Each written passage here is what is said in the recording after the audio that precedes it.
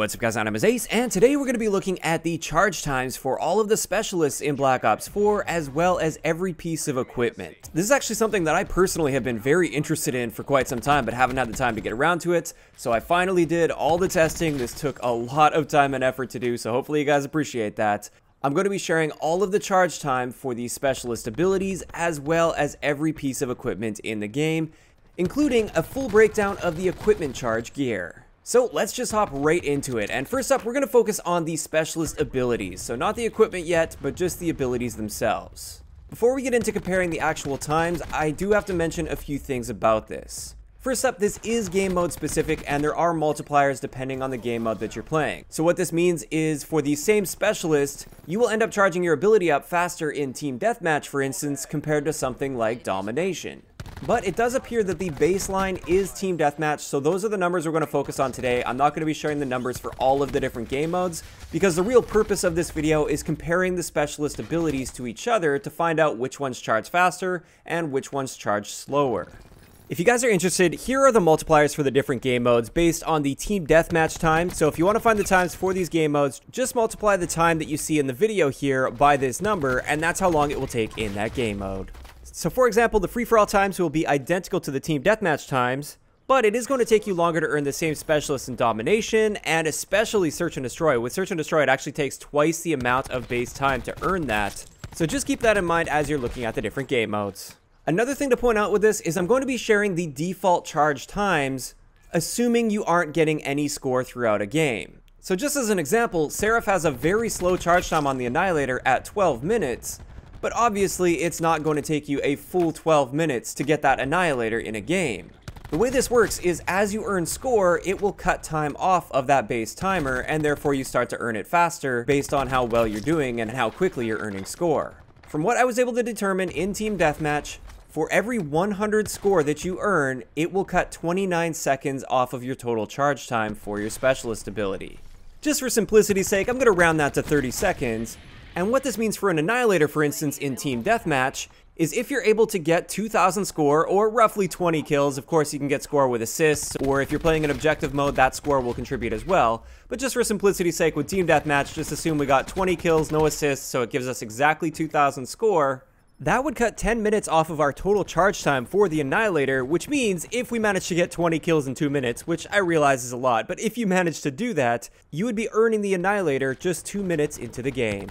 So hopefully that clears things up for you guys when it comes to that. Now let's look at a comparison of these base charge times for Team Deathmatch.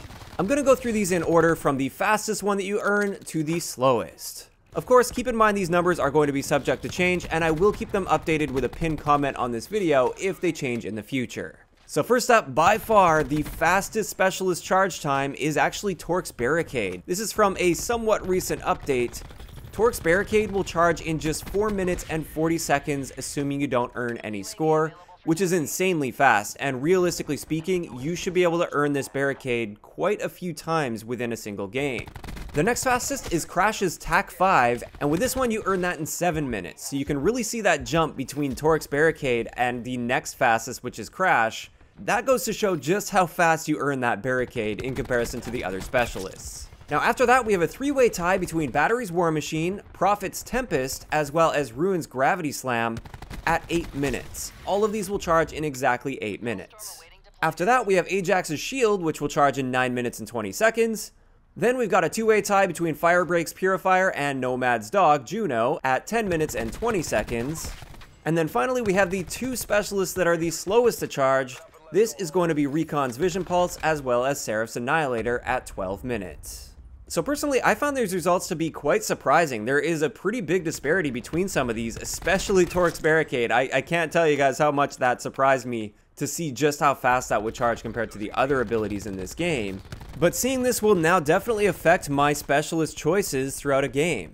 Generally speaking, the specialists like Crash, Battery, Prophet, Ruin, and I guess we could throw Ajax into that category. Of course, depending on the game mode and how well you're playing, you'll generally earn those about twice in a match. Whereas with Firebreak, Nomad, Recon, and Seraph, you're most likely only ever going to be earning those abilities once in a game, unless you're looking at a really long, drawn-out game, or if you're having the absolute game of a lifetime as you're playing. So this is all really good to know. There's also the equipment charge, which has an effect on these charge times, but I am going to cover the equipment charge for both specialists as well as equipment towards the end of this video. Before we do that, let's hop into our base charge times for every piece of equipment in this game. Once again, we'll go from the fastest charge time down to the slowest. And one thing to keep in mind with the equipment, it is not based on game mode and it is not affected by the score that you're earning.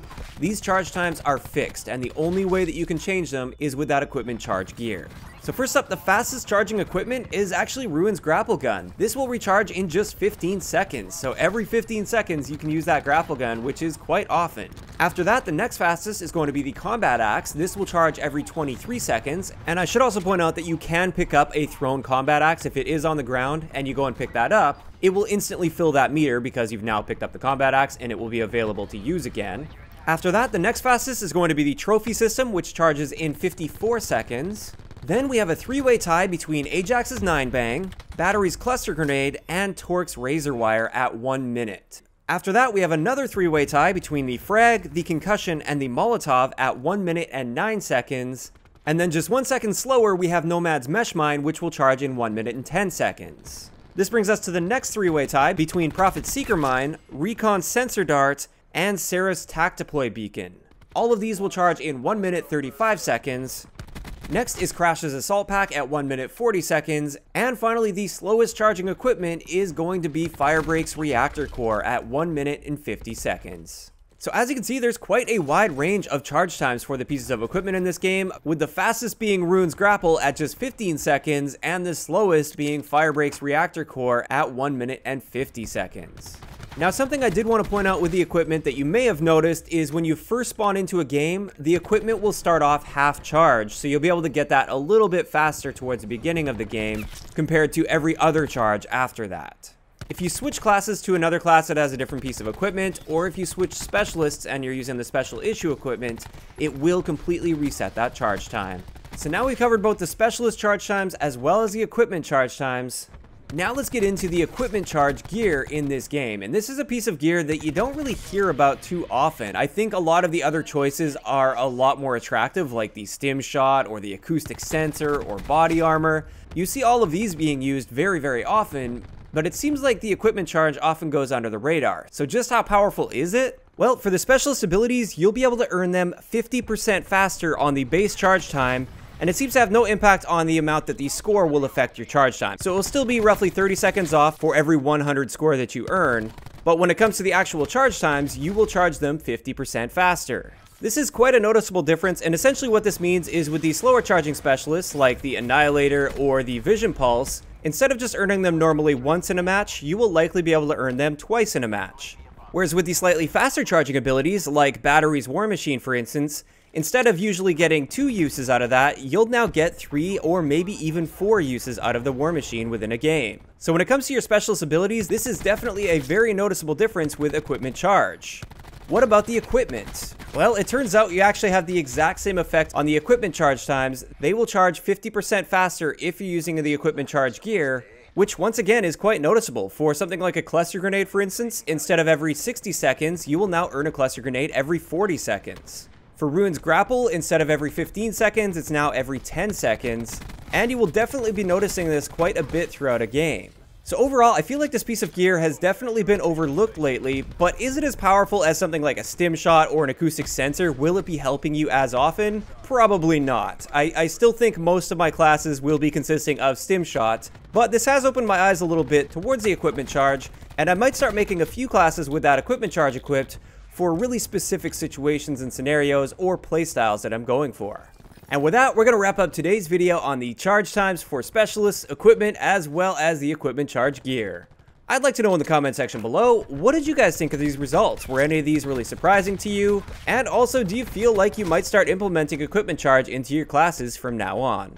If you enjoyed the video, a like rating is always appreciated, and don't forget to subscribe for more if you haven't already. I'll talk to you guys next time. Doors open.